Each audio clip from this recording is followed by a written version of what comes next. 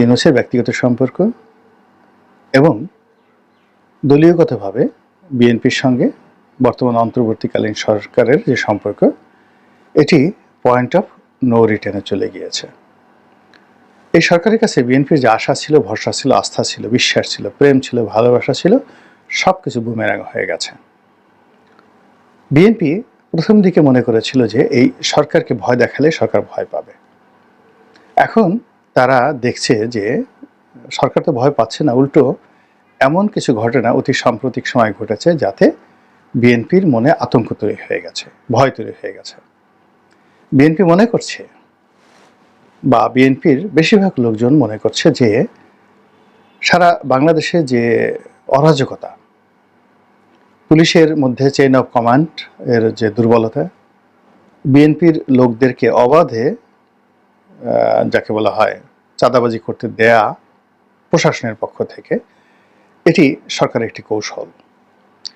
দ্বিতীয়ত, জেলখানা থেকে সেই আগস্ট মাসের 5 তারিখের পরেই যেভাবে পাইকারি হারে সকল অপরাধীদেরকে, এর মধ্যে বিএনপির অপরাধীও আছে, যেভাবে ছেড়ে দিয়ে বিএনপিকে কলুষিত করা হয়েছে, সমাজকে উত্তাল করে দেয়া হয়েছে, এবং যার পুরো রাজনৈতিক দায় দায়িত্ব বিএনপির উপরে এসে পৌঁছে গেছে, এবং এই কাজটি খুব ম্যাটিকুলাসলি করা হয়েছে। এখন নারায়ণগঞ্জের এক যুব নেতাকে জেলখানা থেকে ছাড়া হয়েছে, এবং তিনি যেভাবে মহড়া দিচ্ছেন তাকে নিয়ন্ত্রণ করা বিএনপির কারো পক্ষে সম্ভব নয়, কিন্তু বদনাম হয়ে যাচ্ছে যে সাবেক ছাত্রদল নেতা অমুক অমুক এই কাজগুলো করছে। তো এভাবে আসলে প্রতিটি পদে পদে বিএনপি লাঞ্ছিত, অপমানিত হচ্ছে এবং জটিলতার মধ্যে পড়ছে। নাম্বার 1। নাম্বার 2 হলো বিএনপির মধ্যে স্পষ্টতই ডিভাইড অ্যান্ড পলিসি সেই শেখ হাসিনার জমানাতে যেভাবে হতো একইভাবে এজেন্সির লোক ঢুকে গেছে, বিভিন্ন গোয়েন্দা সংস্থার লোক ঢুকে গেছে, ঢুকে গিয়ে এখানে নবীন এবং প্রবীণের দ্বন্দ্ব, বগুড়া ভার্সেস অন্য এলাকার দ্বন্দ্ব, বরিশাল ভার্সেস ফেনীর দ্বন্দ্ব, এরকম নানা রকম যে দ্বন্দ্ব এবং সংঘাত, এগুলো শুরু হয়ে গেছে। তারপর নির্বাচন কেন্দ্রিক যে প্রতিযোগিতা, সেই প্রতিযোগিতার বাইরে এখন ব্যাংক দখল, বিমা দখল, এগুলো নিয়ে গ্রুপিং হচ্ছে। এরপর সংস্কারবাদী গ্রুপ এবং যারা সংস্কার চায়নি 1/11-এর সময়, সেই গ্রুপ এখন মুখোমুখি অবস্থানে পৌঁছে গেছে। হাওয়া ভবন কেন্দ্র করে যারা অনেক টাকা পয়সা রোজগার করেছেন, এবং বেগম খালেদা জিয়ার অফিসকে কেন্দ্র করে বা তার স্নেহ ভালোবাসা নিয়ে যারা প্রচুর টাকা পয়সার উপার্জন করেছে এবং আওয়ামী লীগের সাথে সমঝোতা করে দেশে এবং দেশের বাইরে সম্পদের পাহাড় গড়ে তুলেছে, এবং বিএনপির বিপদের সময় যারা 1 পয়সাও টাকা দেয়নি, তারা এই সময়টিতে এসে সরকারের বা প্রশাসনের মদদে পুরো ব্যবসায়িক জগৎ, শেয়ার মার্কেট, আন্ডারওয়ার্ল্ড থেকে শুরু করে সব কিছু তাদের দখলে, দায় দায়িত্বকার বিএনপির।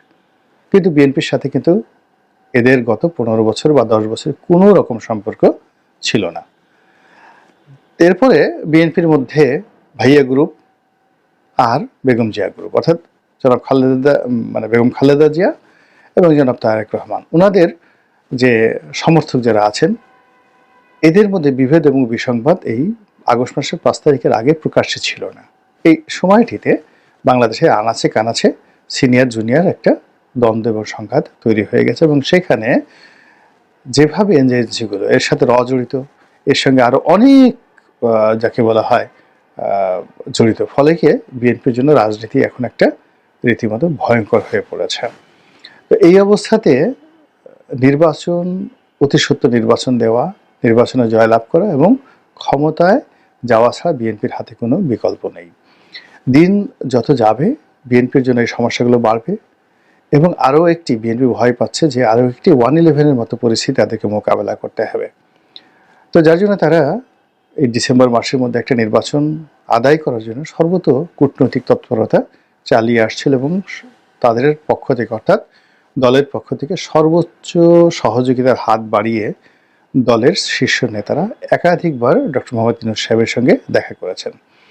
কিন্তু ফাইনালি যে রেজাল্ট দেখা যাচ্ছে তাতে মনে হচ্ছে যে যেই লাউ সেই কদু, অর্থাৎ কথা হচ্ছে, আলাপ আলোচনা হচ্ছে, যাওয়া হচ্ছে, আনাকুম জানাকুম, কিন্তু কথা হলো 9 ডিসেম্বর নয় জুন, ডিসেম্বর হলে কম সংস্কার, এরপরে জুন হলে বেশি সংস্কার, তারপর আবার আগে স্থানীয় সরকার নির্বাচন, পরে জাতীয় নির্বাচন, তারপরে আবার বলা হচ্ছে যে এখানে কনস্টিটিউশনাল অ্যাসেম্বলি তৈরি করার জন্য, অর্থাৎ সংবিধান সংশোধন করার জন্য একটা নির্বাচন হবে আগে, এবং তারা একটা সংবিধান তৈরি করবে এবং সেই সংবিধানে সবাই স্বাক্ষর করবে, স্বাক্ষর করার পরে এই সরকার ক্ষমতা ত্যাগ করবে। ইম্পসিবল, অ্যাবসার্ড অ্যান্ড ইম্পসিবল বিএনপির জন্য এটা মেনে নেওয়া। এরপরে যেটা বলা হচ্ছে সেটা হলো একেবারে ডক্টর মোহাম্মদ ইউনূসের পক্ষ থেকে যে আগে জুলাই চার্টার হবে। এখন জুলাই চার্টার যারা তৈরি করবে সেই জুলাই চার্টারে রাজনৈতিক দলগুলো স্বাক্ষর করবে এবং ওটাই বিপ্লবী সরকার হিসেবে তাদেরকে বৈধতা দিবে, তাদেরকে সেফ এক্সিট দেবে, এবং সেই জুলাই চার্টার নিয়েই এখন সবচেয়ে বড় ঝামেলাটা তৈরি হতে যাচ্ছে। ফলে বিএনপি মূলত মানে ১লা মে অর্থাৎ শ্রমিক দিবসকে কেন্দ্র করে বিশাল জনসভা করেছে, এবং মানে এই ১লা মেতে সারা ঢাকার যে শাহবাগ থেকে শুরু করে পল্টন মোড় পর্যন্ত, পুরানা পল্টন মোড় থেকে একেবারে বিজয়নগর হয়ে তারপরে শেষে নয়াপল্টন হয়ে কাকরাইল থেকে একেবারে সোজা সেই ফকিরাপুল মোড় পর্যন্ত লোকে লোকারণ্য ছিল পুরো সকাল, একটা গাড়ি ঘোড়াও সেখানে চলতে পারেনি। তো এখানে কেবলমাত্র বিএনপি নামেনি, এখানে আওয়ামী লীগের লোক নেমেছে, এখানে সমস্ত শ্রমিক সংগঠনগুলো নেমেছে, আরও অনেক অদৃশ্য শক্তি নেমেছে। এটা ডক্টর মোহাম্মদ ইউনূসেরকে একটা রেড সিগন্যাল দেওয়া যে আমরা রাস্তায় নামতে যাচ্ছি, এই হলো এক। দ্বিতীয়ত হলো যে বিএনপি বুঝতে পারছে যে অতি সম্প্রতি কয়েকজন সেনা কর্মকর্তা, তারপরে শেষে একজন উপদেষ্টা এবং বেশ কিছু সরকারি কর্মকর্তা যে কথাগুলো বলেছেন যা বিএনপির ঘুম হারাম করে দিয়েছে। সেই কথাগুলো হলো যে এই গত কয়েক মাসে যারা মব করেছে, যারা মামলার নামে মামলাবাজি করেছে, যারা চাঁদাবাজি করেছে, তাদের হালনাগাদ তথ্য তাদের হাতে রয়েছে, তারা যে কোনো সময় এদের বিরুদ্ধে অ্যাকশনে নামবে। বোঝার চেষ্টা করুন, যদি চাঁদাবাজদেরকে ধরা হয়, তারপরে যারা ভুয়া মামলা করেছে তাদেরকে ধরা হয়, যারা মব সৃষ্টি করেছে তাদেরকে ধরা হয়, তাহলে সারা বাংলাদেশে বেশিরভাগ ক্ষেত্রে বিএনপির নেতাকর্মীরা বিপদে পড়বে, এবং এটা অনেকটা হবে এই অপারেশন ক্লিন হার্টের মতো। এবং সেই অপারেশন ক্লিন হার্ট হলে বিএনপি আর জিন্দিগিতে তাদের অবস্থা মুসলিম লীগের মতো হবে। তো কাজেই এখানে যে আগে যাকে বলা হয় এখানে অ্যাকশন দেখাতে পারবে, এবং সেই অ্যাকশনটা যদি আগে সরকার দেখায়, অর্থাৎ সরকার যদি আগে অপারেশন ক্লিন হার্ট তৈরি করে, সরকার সাস্টেন করবে, বিএনপি ভ্যানিশ হয়ে যাবে, একদম আওয়ামী লীগের মতো ভ্যানিশ হয়ে যাবে, এবং মাঠে মাত্র জামাত ইসলামী থাকতে পারবে, বা অন্যান্য যে সকল দল সরকারের দাবিদার হিসেবে থাকতে চাইবে তারা থাকতে পারবে, কিংস পার্টি হিসেবে বিএনপি থাকতে পারবে না, যদি এই মুহূর্তে অপারেশন ক্লিন হার্ট করে। এবং সরকার সেই অপারেশন ক্লিন হার্ট করার জন্য যে প্রস্তুতি নিচ্ছে, এটি আমি সেপ্টেম্বর মাসে বলেছি। এর কারণ হলো এটা সেনাবাহিনীর মানে রোলের মধ্যে পড়ে না, তাকে ম্যাজিস্ট্রেসি ক্ষমতা দেওয়া হয়েছে, তারপর তাকে ফিল্ডে ডিপ্লয় করা হয়েছে। সারা বাংলাদেশে বিশাল সংখ্যক সেনাবাহিনী রয়েছে, প্রত্যেকটা উপজেলাতে সেনা সদস্য রয়েছে, তারা বসে বসে শুধু তালিকা করছে, কথা শুনছে, দেখছে, কিন্তু কোনো অ্যাকশনে যাচ্ছে না। ইট মিনস তারা একটা বৃহত্তর অ্যাকশনে যাওয়ার জন্য প্রস্তুতি নিচ্ছে, এবং সেই অ্যাকশনটা ডক্টর মোহাম্মদ ইউনূসের হুকুম হতে পারে, অথবা ওয়াকারুজ্জামান সাহেবের হুকুম হতে পারে। যদি ইউনূস সাহেবের হুকুমে হয় তাহলেও বিএনপি ক্ষতিগ্রস্ত হবে, যদি ওয়াকারুজ্জামান সাহেবের হুকুম হয় তাহলেও বিএনপি ক্ষতিগ্রস্ত হবে মারাত্মক। অর্থাৎ এরকম একটা সেনাবাহিনীর যে অ্যাকশন বা যৌথ বাহিনীর যে অ্যাকশন চাঁদাবাজদের বিরুদ্ধে, আওয়ামী লীগের বিরুদ্ধে নয়। এখন যেটা হচ্ছে ডেভিল হান্ট, তো ডেভিলকে বাদ দিয়ে তারা যদি বলে আমরা চাঁদাবাজ ধরবো, মামলাবাজ ধরবো, অত্যাচারীদের ধরবো, জুলুমবাজদের ধরবো, তাহলে গত 7 মাসে যারা কিছু করেছে সেখানে বিএনপি মোটামুটি ভ্যানিশ হয়ে যাবে। তার আগেই এ থেকে বাঁচার জন্য বিএনপিকে রাজপথ গরম করতে হবে, এবং বিএনপিকে আন্দোলন নামতে হবে, এবং বিএনপিকে স্পষ্টভাবে বলতে হবে তারা ডক্টর ইউনূসকে চায় না, তার পদত্যাগ দাবি করে। এছাড়া এই যে ফাঁদের মধ্যে বিএনপি পড়ে গেছে, এখান থেকে বিএনপির আর বের হওয়ার কোনো উপায় নাই। আর দ্বিতীয়ত তারা ডক্টর মোহাম্মদ ইউনূসের চলে যাওয়ার পর তারা একটা তত্ত্বাবধায়ক সরকার চাইবে, এবং সেই তত্ত্বাবধায়ক সরকার অধীনে 3 মাসের মধ্যে একটা নির্বাচন হবে। এবং আমাদের এই তত্ত্বাবধায়ক সরকার সংক্রান্ত যে রায়টা ছিল, হাইকোর্টের যে ভার্ডিক্ট ছিল বা যে অ্যামেন্ডমেন্টটা ছিল, সেটা ইতিমধ্যে বাতিল হয়ে গেছে। বাতিল হওয়ার পর পুরনো যে তত্ত্বাবধায়ক সরকার ব্যবস্থা রিভাইভ হয়ে গেছে। আর সেই দিক থেকে ডক্টর মোহাম্মদ ইউনূস যদি এখন এই অন্তর্বর্তীকালীন সরকার, যেটার একমাত্র ভিত্তি হলো সুপ্রিম কোর্টের একটা রেফারেন্স, অর্থাৎ শেখ হাসিনা চলে যাওয়ার পর সুপ্রিম কোর্ট থেকে যে রেফারেন্সটা আনা হয়েছে সেটার ভিত্তিতে এই সরকার গঠিত হয়েছে।